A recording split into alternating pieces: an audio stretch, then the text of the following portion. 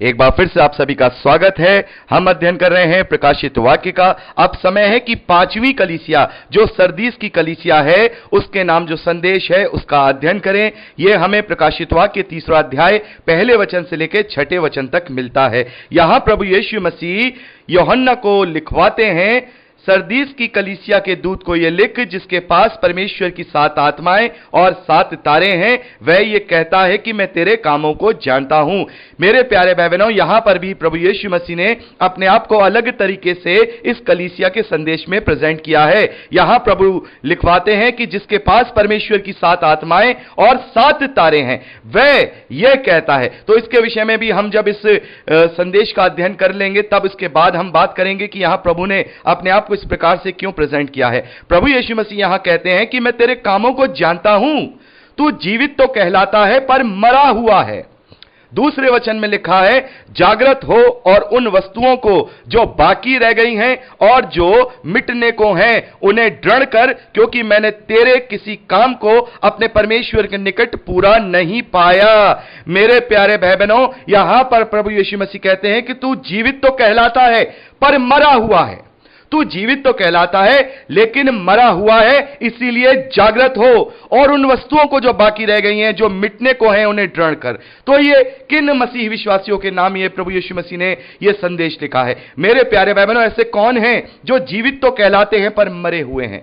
ऐसे वो लोग हैं जो मसीह विश्वासी तो कहलाते हैं, अपने आप को मसीह विश्वासी तो समझते हैं, अपने आप को ईसाई तो कहलवाते हैं, लेकिन वो विश्वास में मरे हुए हैं।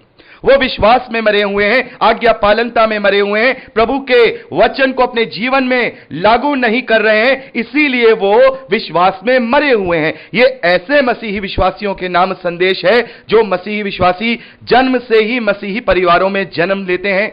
वो प्रभु को बचपन से ही जानते हैं, प्रभु के उद्धार को बचपन से ही जानते हैं, वो अच्छे से प्रभु के अनुग्रह को पहचानते और जानते हैं, लेकिन फिर भी केवल वो नाम के ही मसीही विश्वासी हैं, क्योंकि वो मसीही विश्वासी परिवारों में तो जन्म ले चुके हैं लेकिन मसीह के अनुग्रह को अभी तक समझ नहीं पाए हैं, मसीह के लहू के बलिदान के उस कीमत को नहीं समझ पाए हैं, अभी तक प्रभु की सच्ची आज्ञाओं को अपने जीवन में लागू नहीं करने पाए हैं। और ऐसे भी मसीह विश्वासी जो प्रभु का अंगीकार तो करते हैं, प्रभु को अपने जीवन में ग्रहण तो करते हैं, लेकिन प्रभु की शिक्षाओं को, प्रभु की आज्ञाओं को अपने जीवन में लागू नहीं करते। इसीलिए प्रभु यहां पर लिखते हैं कि तू जीवित तो कहलाता है, तू कहलाता तो है मसीह विश्वासी, लेकिन असल मायने में तू मसीह विश्वासी नहीं है, केवल तू नाम का मसीह विश्वासी है। और ज्यादातर ऐसे लोग जो मसीह परिवारों में जन्म लेकर के भी मसीह से दूर हैं। मेरे प्यारे भाई बहनों, वो केवल एक ऐसा जीवन जी रहे हैं जिसे हम कहेंगे कि वो अपने आप को ये सोचते हैं कि हम मसीह धर्म में जन्म ले चुके हैं तो हमारा उद्धार हो गया, और बड़े वो आश्वस्त हैं, बड़े आश्वस्त हैं कि हमारा बचपन में बपतिस्मा हो गया, हम मसीह को जानते हैं, हम ईस्टर मनाते हैं, हम गुड फ्राइडे मनाते हैं, हम क्रिसमस मनाते हैं, हम मसीह हैं, हमारा उद्धार हो गया, और वो बड़े आश्वस्त हैं। लेकिन मेरे प्यारे भाई बहनों, यहां प्रभु यीशु मसीह कह रहे हैं कि तू जीवित तो कहलाता है, तू मसीह ही तो कहलाता है, नाम का मसीह तो है, लेकिन तू असल में मरा हुआ है, इसीलिए जागृत हो। अभी भी समय है, तू जागृत हो जो तू वचन में सो रहा है, तू जागृत हो जो तू झूठी नींद में पड़ा हुआ है, जो तू सोच रहा है कि मैं मसीह विश्वासी हूं और मेरा उद्धार हो गया, लेकिन तू मरा हुआ है। तू जागृत हो वचन की आज्ञा पालनता में, तू जागृत हो अपनी आत्मिक सेवा में और उन वस्तुओं को जो बाकी रह गई हैं। अभी तेरे जीवन में बहुत कुछ बाकी रह गया है। बपतिस्मा तो ले लिया है, अंगीकार तो कर लिया है, मसीह परिवार में जन्म लेके मसीह विश्वासी का ठप्पा तो लग गया है, लेकिन अभी भी तुम्हारे जीवन में बहुत कुछ बाकी रह गया है। और जो मिटने को है, मिटने को है, क्या मिटने को है? तुम्हारा उद्धार मिटने को है, इसलिए उन्हें दृढ़ कर, इसीलिए तू उन्हें दृढ़ कर, क्योंकि मैंने तेरे किसी काम को अपने परमेश्वर के निकट पूरा नहीं पाया। किसी भी तेरे उस कार्य को जो तू करता है, अपने आप को मसीह विश्वासी तो कहता है, लेकिन मैंने तेरे जीवन में कोई भी ऐसा कार्य नहीं देखा जो परमेश्वर के ग्रहण योग्य हो, या तूने उसे अपने आत्मिक सेवा से पूरा किया हो। इसीलिए तीसरे वचन में प्रभु यीशु मसीह कहते हैं, इसीलिए स्मरण कर कि तूने कैसी शिक्षा प्राप्त की थी और सुनी थी, और उसमें बना रहे और मन फिरा। मेरे प्यारे भाई बहनों, ऐसे मसीह विश्वासियों के लिए जो जन्म से मसीह विश्वासी परिवारों में जन्म लेते हैं, और ऐसे मसीह विश्वासी जो विश्वास करते हैं, उन्होंने शिक्षा पाई लेकिन वो उसे भूल बैठे हैं, उसे भूल बैठे हैं। जो नाम उन्हें दिया गया उस नाम को वो भुला बैठे हैं। अपने आप को मसीह तो कहते हैं, लेकिन मसीही विश्वासियों जैसा कोई भी काम उनके अंदर नहीं पाया जाता। प्रभु यीशु कहते हैं कि इसीलिए स्मरण कर कि तूने कैसी शिक्षा प्राप्त की थी, तूने कैसी शिक्षा प्राप्त करी थी और क्या क्या तूने उसे सुना था, उनको याद कर और उनमें बना रहे, उनमें बना रहे। अपना मन फिरा, अभी भी समय है। प्रभु आगे कहते हैं, यदि तू जागृत ना रहेगा तो मैं चोर के समान आ जाऊंगा।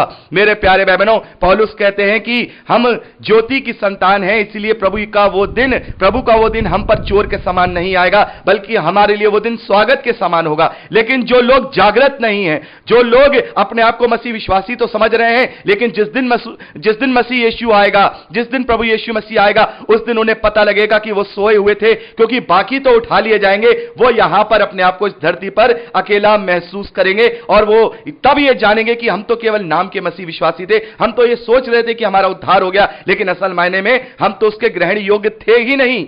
इसीलिए प्रभु यीशु मसीह कह रहे हैं कि स्मरण कर कि कौन कौन सी अच्छी अच्छी शिक्षाएं तूने मेरे वचन की प्राप्त की थी, उन्हें याद कर, उन्हीं में बना रहे और अपने मन को फिरा। यदि तू सोता रहेगा तो मैं चोर के समान आ जाऊंगा और तू कदापि ना जान सकेगा कि किस घड़ी मैं तुझ पर आ पड़ूंगा, यदि तू जागृत ना रहा। मेरे प्यारे भाई बहनों, हमें जागृत रहना होगा, हर समय प्रभु यीशु मसीह के लिए तैयार रहना होगा, खास तौर पर उन मसीही विश्वासियों के लिए जो अपने आप को मसीह विश्वासी कह करके ये सोचते हैं कि हमारा उद्धार हो गया, लेकिन सही मायने में वो उद्धार को प्राप्त किए हुए नहीं है। इसलिए उन्हें अपने आप को दोबारा से जांचना होगा कि कहां पर वो कमी पाई जा रही है।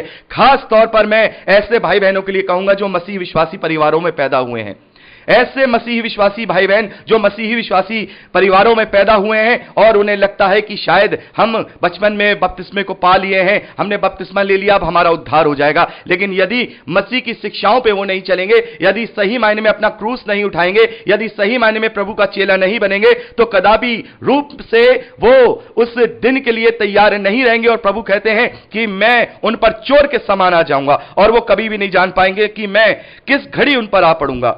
आगे चौथे वचन में प्रभु यीशु मसीह लिखवाते हैं, पर हां सरदीस में तेरे यहां कुछ ऐसे हैं जिन्होंने अपने अपने वस्त्र अशुद्ध नहीं किए, वे श्वेत वस्त्र पहने हुए मेरे साथ घूमेंगे क्योंकि वे योग्य हैं। इनमें भी ऐसे मसीह विश्वासी हैं जिन्होंने अपने विश्वास के उद्धार के कार्य को पूरा किया है।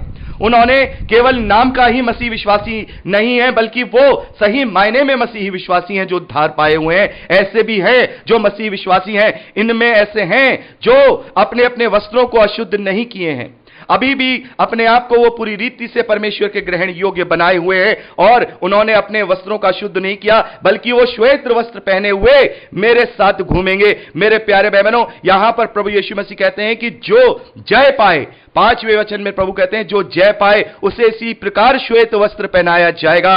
जो लोग अभी तक जय नहीं पाए हुए हैं, जो लोग सही मायने में अपनी आत्मिक सेवा पूरी नहीं कर रहे हैं, जो लोग प्रभु की आज्ञाओं को सुन करके उस पर चलने वाले नहीं हैं, वो ये बात सुन लें कि जो लोग इस आज्ञाओं को मान करके उस पर चलते हैं, प्रभु यीशु मसीह यहां पर एक प्रतिज्ञा, एक आश्वासन देते हैं कि जो जय पाए इसी प्रकार श्वेत वस्त्र उसे पहनाए जाएंगे और उसका नाम जीवन की पुस्तक में से किसी रीति से मैं न काटूंगा, पर उसका नाम अपने पिता और उसके स्वर्गदूतों के सामने मान लूंगा।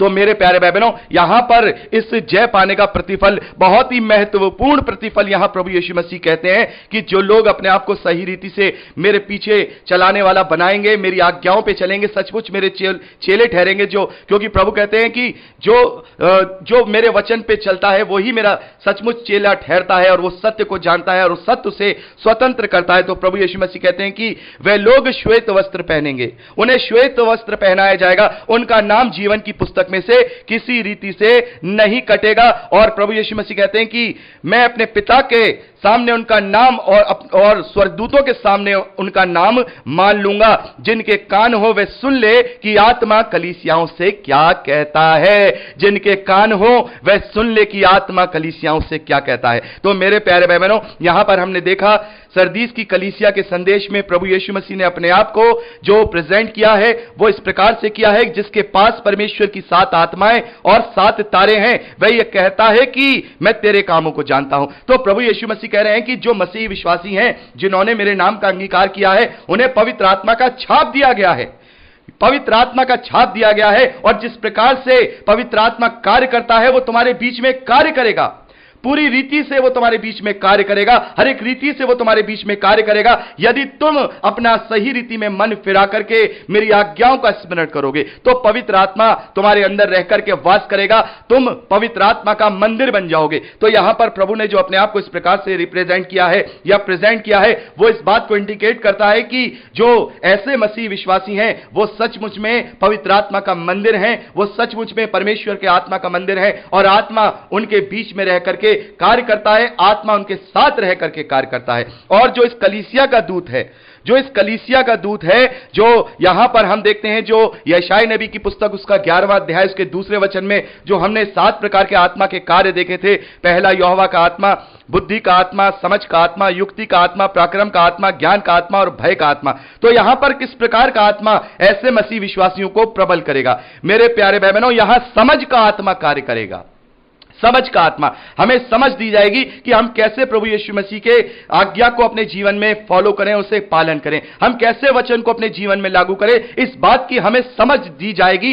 समझ का आत्मा हम पर प्रबल होगा, समझ का आत्मा हम पे कार्य करेगा। तो मेरे प्यारे भाई बहनों, जैसा कि हमने पहली कलीसिया के विषय में देखा, वहां पर हम देखते हैं पहली कलीसिया जो इफिसुस के नाम जो संदेश है उसमें हम देखते हैं यहोवा का आत्मा उनके ऊपर कार्य करता है। और दूसरा हम देखते हैं जो स्मुरना की कलीसिया है, उसमें हम देखते हैं पराक्रम का आत्मा उनमें काम करता है कि वो अपने आप को परमेश्वर के लिए वध कराने के लिए भी पीछे नहीं हट रहे हैं। और तीसरा पेरगोमन की कलीसिया, वहां पर हम देखते हैं कि ज्ञान का आत्मा कार्य करता है। और थुआतीरा की कलीसिया के विषय में हमने देखा कि वहां पर बुद्धि का आत्मा कार्य करता है। और यहां सरदीस की कलीसिया के विषय में हम देखते हैं कि यहां पर समझ का आत्मा ऐसे मसीह विश्वासियों में कार्य करेगा, क्योंकि याकूब कहते हैं कि जिसे बुद्धि की घटी हो वो परमेश्वर से वो उसे बिना उलाहना दिए देगा। तो पवित्र आत्मा हमें समझ देता है इस बात की कि हम कैसे प्रभु यीशु मसीह की आज्ञा पालनता में अपने जीवन को जिएं और कैसे हम जीवित हो जाएं।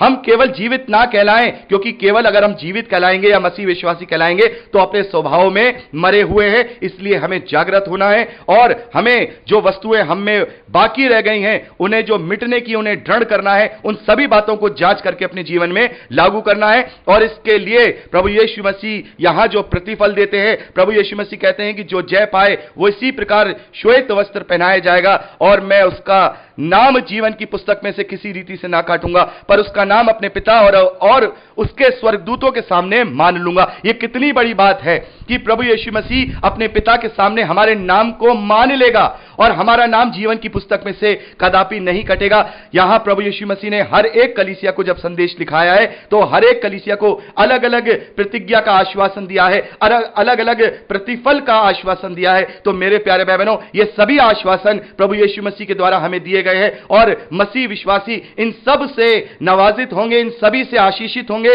प्रभु इन सब से उन्हें आशीषित करेगा। तो यहां पर हमने सरदीस की कलीसिया का भी जो संदेश है उसका अध्ययन कर लिया है। अब बाकी 2 कलीसियाओं का संदेश बचता है।